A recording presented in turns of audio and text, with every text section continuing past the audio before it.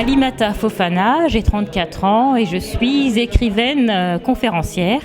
Alors mon dernier livre qui est paru en septembre dernier s'intitule Mariama l'écorchée vive aux éditions Cartala, où je retrace le parcours d'une femme qui est déchirée entre la vie qu'elle souhaite mener et la vie que ses parents voudraient qu'elle mène. Je mets en exergue les contradictions qu'il peut y avoir entre ce que sa famille lui transmet par le biais de l'éducation et ce qu'elle apprend aussi à l'extérieur, par l'école, par la société française. Et comment se fait-elle, comme elle est héritière de deux cultures, comment essaye-t-elle de vivre, de s'accomplir en étant dans deux mondes qui parfois peuvent être antinomiques. Et le point d'orgue, c'est l'excision. Comment cette femme qui a subi cet acte fait-elle pour vivre tout simplement, pour se réapproprier son propre corps, en sachant qu'il y a eu une intrusion d'un corps étranger. Et aussi, comment fait-elle pour vivre dans une société où on prône la liberté de la femme, alors que dans son propre corps, c'est tout l'inverse. Voilà les différents thèmes que j'aborde. J'aborde aussi la double culture, l'excision, aussi la différence entre les filles et les garçons dans l'éducation. Qu'est-ce qui fait que pour beaucoup d'enfants d'immigrés, les garçons réussissent moins bien que les filles? Il faut aussi se poser ce type de questions. Voilà, c'est dans mon ouvrage Mariama l'écorchée vive aux éditions Cartala. Je suis née en France et j'y ai grandi. Mes parents, ils ont immigré du Sénégal vers la France. Et la première question, ça a été qui suis-je? Qui suis-je dans ce monde globalisé? Qui suis-je en France, moi, en tant que femme, une femme noire? En sachant qu'on dit souvent, je dis en tant que femme noire parce que il y a quelqu'un qui m'a dit mais vous avez entre guillemets deux défauts, le fait d'être femme et le fait d'être noire en France. Parce que d'un côté comme de l'autre, il y a des stéréotypes très très forts. Un, lié au statut de femme, et de l'autre en tant que noire, comme il y a beaucoup de stéréotypes liés à la colonisation française. Comment ce personnage fait-elle pour se frayer un chemin? Qui elle est tout compte fait? Parce que quand elle est en France, on lui dit mais t'es pas française parce que t'es noire. Et quand tu es allée au Sénégal, on lui dit t'es pas sénégalaise, toi t'es française. Alors qui elle est réellement? C'est cette quête identitaire qui prime. Alors moi j'ai fait des études d'art. J'ai un DUG d'art, après j'ai fait une licence. Après j'ai fait 2 années de prépa en littérature et en histoire. Suite à cela, j'ai beaucoup travaillé dans les médias pour France Télévisions, Africa numéro 1. Et un jour j'ai pris un billet d'avion à l'Essam pour aller atterrir à Montréal. Je suis restée 1 mois à Montréal. Suite à cela, j'ai été à Toronto. Et après j'ai eu un emploi au sein de l'ambassade du Sénégal à Ottawa où j'étais chargée des affaires culturelles. Aujourd'hui, je suis rentrée en France il y a peu de temps. Et là, actuellement, je travaille à la promotion de mon livre. J'ai enseigné un peu dans un lycée. Mais là, c'est vraiment faire des conférences, des médias pour mon livre. Je m'appelle Hélène Buscaille, je suis une retraitée très active, je suis auteure, romancière, poète, conteuse à mes heures, je fais un petit peu de radio, voilà, et mon parcours, il est très long puisque je ne suis pas née d'hier. L'écriture m'a gagnée toute petite puisque je suis née dans une salle de classe, donc forcément les mots... En France, voilà, en France. Donc je suis venue là, on peut faire une digression. Je suis venue là comme quelqu'un qui est en France, avec mes amis qui viennent d'Afrique, de différents pays, avec leurs différents témoignages. Et c'était vraiment pour moi très très enrichissant. C'est des personnes que j'ai vraiment eu grand plaisir à rencontrer. Je reviendrai dessus. Donc l'écriture, les mots depuis l'enfance. Je ne vais pas raconter complètement ma vie, mais l'écriture souvent comme une résistance, parce que j'ai eu des moments dans ma vie où tout n'a pas été comme il fallait, et que ma résistance de femme a été de continuer à écrire, même si à ce moment-là je ne publiais pas, je ne montrais pas. Donc ça fait partie aussi de mon combat un peu de femme, de dire j'ai pas laissé tomber alors qu'on voulait peut-être m'assigner à d'autres choses qu'à l'écriture. Donc ça c'est un premier témoignage. Maintenant je vais pas passer tout mon parcours, toute ma vie. Donc j'ai écrit des poèmes, des romans, des choses, etc.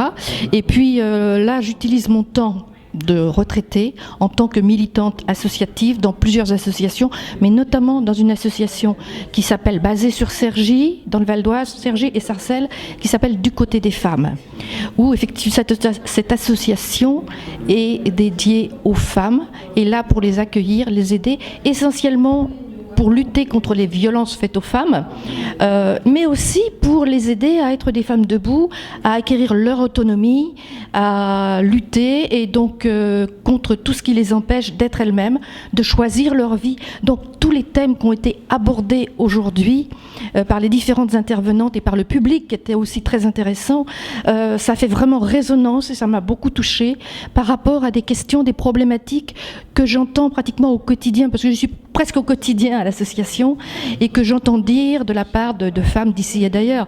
Je travaille, enfin je peux pas dire je travaille, mais je milite, je rencontre, je fais des activités avec des femmes issues de entre 20 et 25 nationalités avec des problématiques différentes, et on se rend compte que les problématiques se rencontrent. Voilà. Alors ce que j'ai présenté aujourd'hui comme roman, on pourrait dire en tant qu'écrivain, auteur, avec un nous y tenons, féminine, femme, c'était pour montrer aussi que, et je l'ai dit un petit peu dans le débat, que toutes ces problématiques dont nous avons parlé ne sont pas forcément propres à telle ou telle culture africaine et autres, même s'il y a un décalage d'évolution, parce que dans ma France profonde, je suis née juste après la guerre, la dernière guerre, hein, eh bien les tabous, les problèmes et tous ces non-dits, tout ce qu'on n'avait pas le droit de dire, ces formes de violence cachée faites aux femmes dans l'organisation de leur vie, dans le non-choix de leur vie, dans la difficulté d'accès à l'éducation, parfois dans les filières qu'on leur assignait, les rôles qu'on leur assignait qui n'étaient pas forcément leur choix. Tout ça, il n'y a pas si longtemps qu'en France on l'a connu. Donc par rapport à ce que témoignent des femmes venues d'ailleurs, c'est pas si loin pour nous, hein. Donc ça me touche et je tenais à le dire aussi, et pour ça je suis très ouverte à ce genre de questions. Et puis alors, pour faire court et pour parler juste du livre que j'ai apporté aujourd'hui, ça s'appelle Un écureuil dans les blés.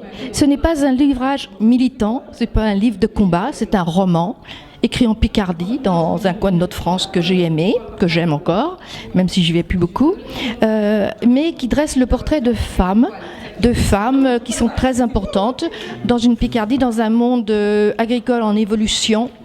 Et ça montre aussi comment les femmes, même si elles n'ont pas l'autorité, la propriété, mes attentes par rapport à ce qu'elle fait, déjà elles sont comblées, parce que je pense que ce qui s'est dit ici était très fort, donc de re-rencontrer ces femmes auteurs avec tout ce qu'elles portent, et éventuellement d'avoir des projets pour se revoir et faire des choses ensemble, pour en parler ensemble.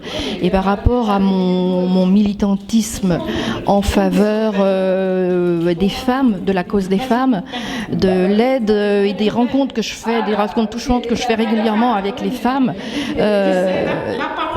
les sujets ont été abordés peut-être au-delà de ce que j'attendais. Parce qu'on a parlé de l'égalité, on a parlé d'éducation, on a parlé de sujets dont, dans l'association du côté des femmes, on parle régulièrement, avec lesquels on travaille.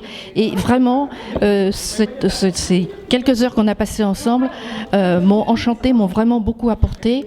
Et j'ai vraiment envie de retrouver ça, et de peut-être moi je suis venue d'un peu loin, je suis venue de Cergy, mais si elles peuvent monter à Cergy et puis qu'on refasse ça à Cergy, vraiment c'est très fort, c'est positif. Le public aussi, les gens qui étaient dans la salle étaient intéressés, ont dit des choses très fortes. Les échanges ont été respectueux, ont été variés, on a abordé beaucoup de sujets, et je pense que c'est vraiment une après-midi très positive. Voilà. C'est mon 3e livre, et donc ça veut dire que déjà j'aime bien écrire.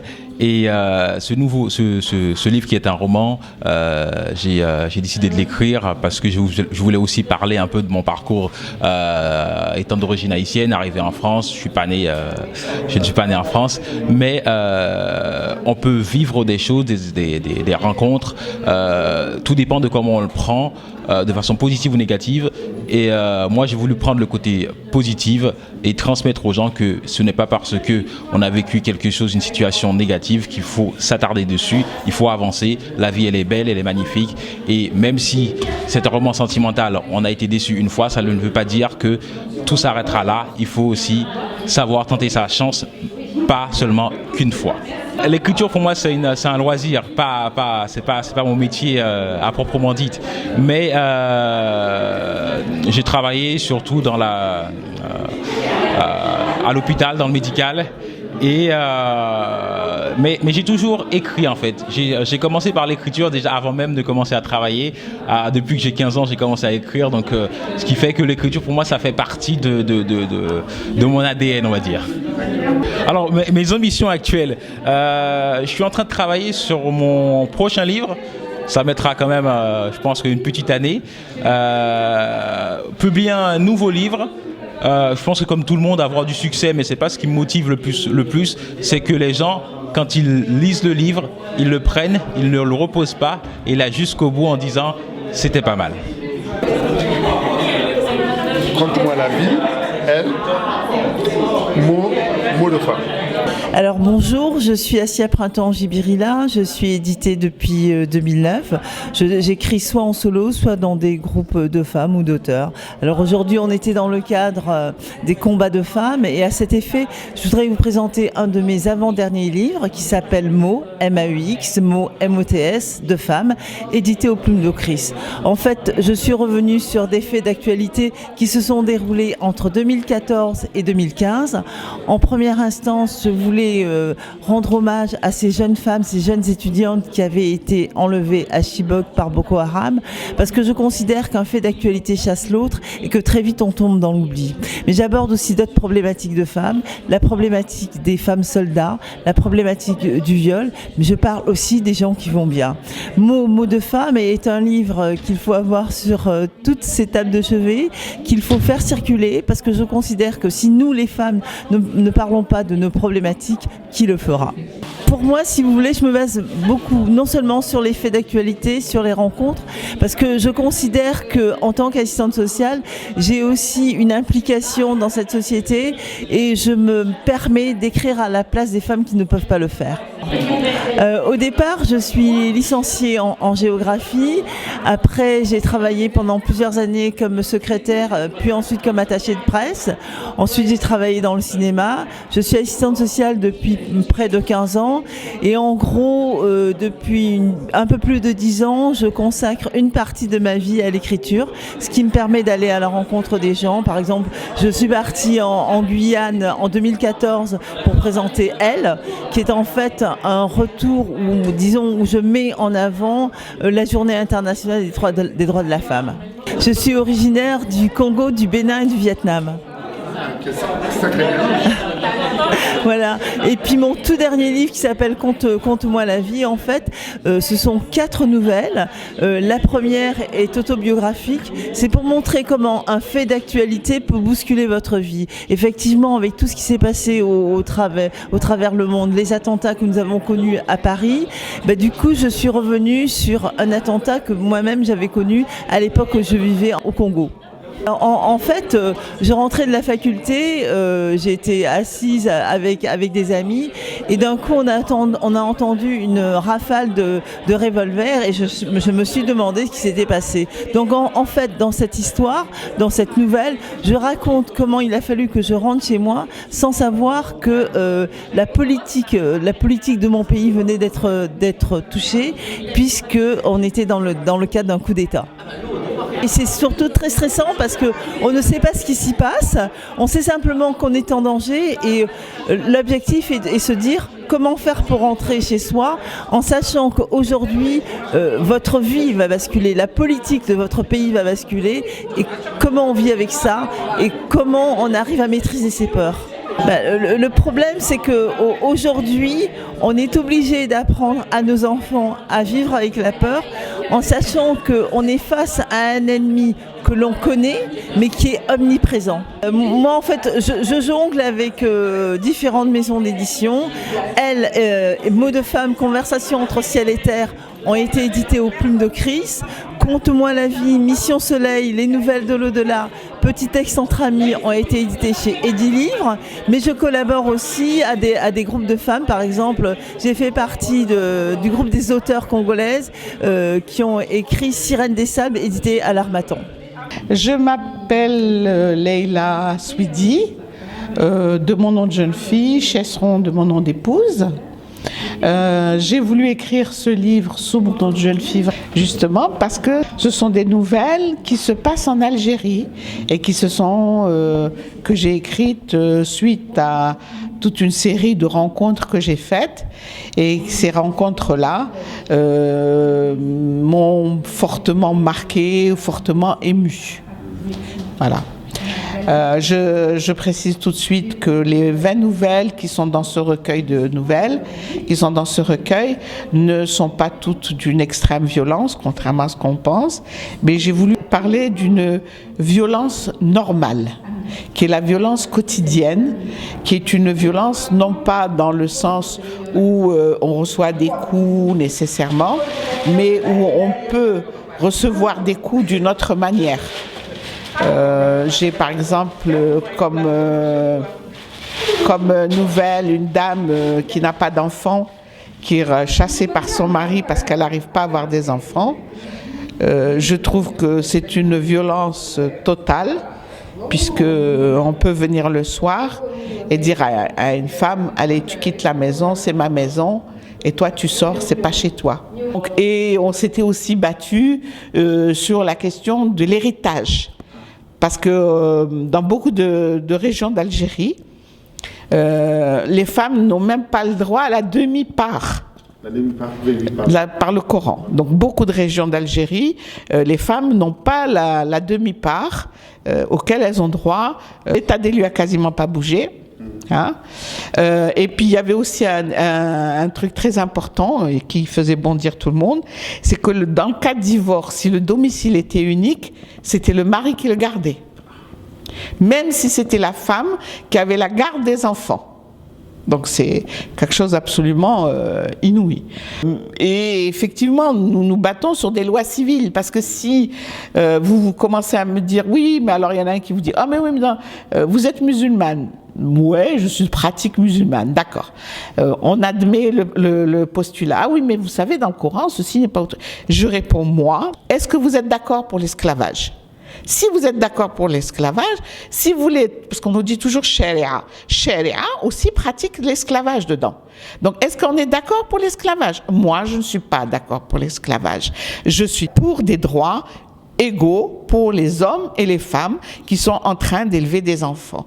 Donc si vous voulez, ces nouvelles, c'est un peu le tréfonds de ma vie. C'est un peu, j'en ai des dizaines encore dans la tête et j'espère pouvoir un jour les écrire. Encore, donc ensuite vous avez quitté l'Algérie avec tous ces mouvements militants. Oui. Venir en France. Oui, en 92. Alors, en France, ça fait 20 ans que je suis là. D'abord, j'ai fait tous les boulots possibles et imaginables, comme tout le monde, puisque mes diplômes algériens n'étaient pas reconnus en France. Et puis que j'avais une charge d'enfants, j'avais 2 enfants quand même, c'était ado à l'époque. Et puis, après ça, j'ai refait mes études à l'université, j'ai repris des études, j'ai fait un diplôme universitaire. Et puis après, j'ai passé un concours de la fonction publique et depuis, je suis fonctionnaire dans l'administration française. Voilà. Et donc, je veux continuer à raconter des histoires. J'ai beaucoup d'histoires dans la tête. Et je vais m'y remettre à écrire, parce que j'ai aussi des petits-enfants et que je me rends compte que tout un pan de l'histoire de l'Algérie ou d'une certaine... ceux qui ont connu, par exemple, comme moi, les années de l'indépendance, va partir très vite. Parce que les Algériens nous ne sommes pas une culture écrite, nous sommes d'un peuple de culture orale. Et l'oralité se perd et l'écrit n'a pas pris le dessus. Donc il faudrait faire un passage pour les jeunes. Et pour vous, l'écriture est donc un exitoire ? Ah oui, c'est un exitoire. Ça m'a permis de me remémorer certaines personnes, de leur rendre hommage, parce que pour moi, ce sont des personnes qui ont été très courageuses. Cette femme qui fait ça pour ses enfants, pour leur offrir de beaux cadeaux, etc., parce qu'ils viennent qu'une fois par an, c'est pour moi une grande dame. C'est elle la grande dame, parce que faut le faire, se prostituer. c'est un des pires métiers qui sont au monde. Moi, je m'appelle Awaba, donc je suis présidente de l'association FAPO. Je suis également écrivain, j'ai écrit l'ouvrage Polygamie, douleur des femmes. Quels ont été mes motifs? Pour moi, l'écriture, c'est pouvoir transmettre le savoir, transmettre les connaissances, informer les gens. Ce café littéraire, c'était pour rassembler toutes les femmes qui combattent pour une cause, pour les femmes. Voilà, qui luttent contre les violences faites aux femmes, et leur ouvrage montre les violences par rapport à différentes, comment dirais-je, écritures, et différents thèmes. Donc tous les ouvrages pratiquement montrent ce que c'est que les femmes vivent, la violence faite aux femmes. Donc c'est pour cela que j'ai regroupé ces écrivains pour pouvoir parler des problématiques de ce qui se passe au niveau de la violence faite aux femmes. Et ce café littéraire, je trouvais que c'était très très enrichissant parce que en plus de cela, on avait un homme quand même qui était avec nous, qui a accepté de partager avec nous cet après-midi par ses connaissances, par ses engagements auprès des femmes, qui défend beaucoup les femmes. Donc ce café littéraire, j'ai trouvé ça très très enrichissant. Je remercie les auteurs qui sont déplacés, notamment, je vais les citer. Je vais citer Alimata, qui est l'auteur Maria Malek Vive. Et puis je vais noter, il y a Hélène Bouscaï, qui est une militante associative, qui est écrivain, poète. Et je cite également Leïla, qui a écrit un livre sur les femmes algériennes, pareil, qui lutte contre les violences faites aux femmes. Et il y a Asia qui est là, qui a écrit Les mots des femmes, donc également, qui est là pour combattre aussi toute violence faite aux femmes. Donc j'ai trouvé que ce café littéraire nous a permis d'échanger et c'était très très enrichissant. Mon parcours, alors au Sénégal, bon, je sais que moi, on me dit toujours que tu es une rebelle. On m'a toujours dit ce mot, je ne sais pas pourquoi. En tout cas, j'ai compris pourquoi, parce que quand ma mère voulait me faire se marier à 15 ans, et chez nous, normalement, on doit obéir à la maman, on ne doit pas dire non. Et j'ai réussi à dire non à ma mère, mais qui ne m'a pas écouté, qui voulait quand même, voilà, par la tradition, par Aoubarbe, tu vas épouser cet homme, c'est moi qui ai choisi, etc. J'ai fait une grève de la faim. Je vais entamer une grève de la faim pendant quelques jours, mais néanmoins, comme c'est toujours, ma mère disait, de toute façon, même si tu fais la grève de la faim, Dieu va quand même faire épouser cet homme. Et quand elle a vu que ça n'allait pas, quand je suis tombée dans les pommes et qu'elle a vu que quand même j'étais prête à mourir, et c'est là qu'elle a cédé. Mais comme je vous dis, la perversité de ce problème de polygamie, enfin voilà, j'ai même pas parlé que cet homme était déjà marié, et donc moi j'allais être la deuxième femme, etc. Donc pour vous dire, pour la perversité de cette polygamie, ils ont quand même, ma mère a été voir une de mes cousines pour lui donner la dot que cet homme m'avait donnée. Parce qu'elle n'osait pas dire à cet homme, enfin, elle avait honte en tout cas, de dire que ma fille a refusé donc de tuer, voilà, elle ne pouvait pas le dire à cet homme. Donc du coup, cet homme, ce qui l'intéressait, c'est d'avoir juste une deuxième femme, une toute jeune, voilà, une jeune de 15 ans, c'est tout ce qui... Et il l'a eu, parce que ma cousine avait 15 ans comme moi. Donc première révolte. Donc ça, c'était ma première révolte au sein de la famille. Deuxième révolte, c'est quand je suis sortie du lycée après mon bac, ils voulaient absolument que j'aille faire des études, effectivement. Et là, j'ai dit non. Moi, je voulais rentrer à l'école d'horticulture parce que j'avais compris que c'est comment dirais-je, la terre au Sénégal, c'est ça, c'était notre richesse. Moi, j'avais compris ça. À l'école d'horticulture, la promo, on était 33 élèves et dans les 33 élèves, on n'était que 6 femmes. Donc, pour vous montrer que c'était un métier destiné aux hommes, c'était un métier d'homme, comme on l'appelait. Et après avoir fait 2 ans, on a fait 3 ans de formation, on est sortis et on est devenus des techniciennes horticoles. Très déterminés, on était 6 femmes, on a créé notre GIE, un groupement d'intérêt économique. Et on a réussi à gagner des marchés, notamment le marché de l'usine Niaritali, le reboisement de l'usine Niaritali, que aujourd'hui, quand je passe, je vois les grands arbres et les gens sont en train de savourer de la fraîcheur de ces arbres. Et c'est nous, les femmes, on n'était que 6 qui ont en tout cas dirigé ce chantier jusqu'au bout. On était des femmes très déterminées sur le terrain. Après les études d'horticulture, donc je suis venue en France rejoindre mon mari qui était monogame à l'époque. J'ai passé des concours quand je suis arrivée en France parce que je ne pouvais pas trouver de travail en tant que technicienne horticole. Donc après j'ai fait des concours, après je suis devenue auxiliaire de puériculture. Notre combat, c'est que les autorités françaises puissent mettre la polygamie comme une violence faite aux femmes.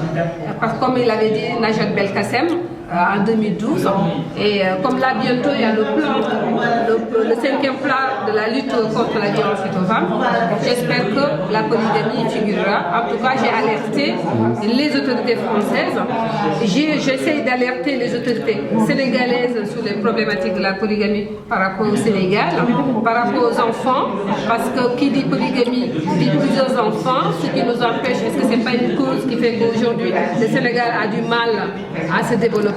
Je pense que ça fait partie.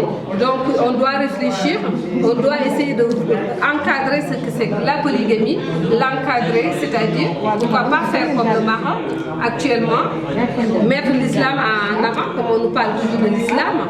L'islam, ce qu'il dit, les conditions de l'islam, c'est comme ça que le Maroc a réussi à éradiquer la polygamie aujourd'hui. C'est-à-dire demander le consentement de la première et demander effectivement et que le juge regarde si le mari a les moyens de pouvoir subvenir aux besoins de sa femme et des enfants pour ne pas faire des enfants juste parce que j'ai envie de faire des enfants et ne pas collectionner des femmes comme ça. Parce que les femmes ne sont pas, il ne faut pas qu'on considère les femmes comme une bétail qui fait que voilà, je dois assouvir mes besoins tous les soirs en faisant mon tour dans les maisons. Donc il faut que la femme, que les Sénégalais puissent considérer ce que c'est que la femme, ce que c'est une mère, ce que c'est avoir des enfants, et c'est comme ça qu'on peut faire avancer le pays. Le respect, l'égalité homme-femme, c'est ça qui nous manque et je pense que c'est important de le souligner. Bon, je me présente, je m'appelle Ndié Melam, je suis présidente d'une association qui s'appelle Insertion Handicap, dont Awaba est membre de l'association. Donc voilà, je suis venue assister au café littéraire et je peux dire que c'est la première fois que j'y assiste. Et je trouve extraordinaire de trouver des femmes qui se battent pour l'égalité entre hommes et femmes. Donc je trouve que c'est la première fois que j'ai lu le livre de Awa. Et c'est elle qui m'a poussée, parce que je l'ai dit, ça fait longtemps que je n'ai pas ouvert un livre. Ça fait plus de 10 ans, 15 ans. Donc, quand j'ai regardé le livre d'Awa, et j'ai commencé à lire, et je l'ai fini en 2 jours. Et je vous conseille d'acheter le livre pour voir ce qui est dedans. Donc, ça nous concerne nous tous. Et c'est une personne qui a osé parler de la réalité de ce qui se passe. Donc c'est une personne à encourager et à accompagner, et elle nous ouvre les yeux, nous les femmes, de ne plus accepter d'être polygames. Et voilà, donc en plus il y avait d'autres auteurs aussi qui ont fait des choses extraordinaires que je trouve, et félicitations à tous. Eh bien, c'est un vrai succès parce que arriver à attirer autant de monde à un café littéraire, surtout fin juin, vraiment bravo. Parce que nous, on n'y arrive pas. En tant que bibliothécaire, si on avait fait la même chose, on n'aurait eu quasiment personne. Donc, vraiment bravo pour ce que vous avez réussi à faire.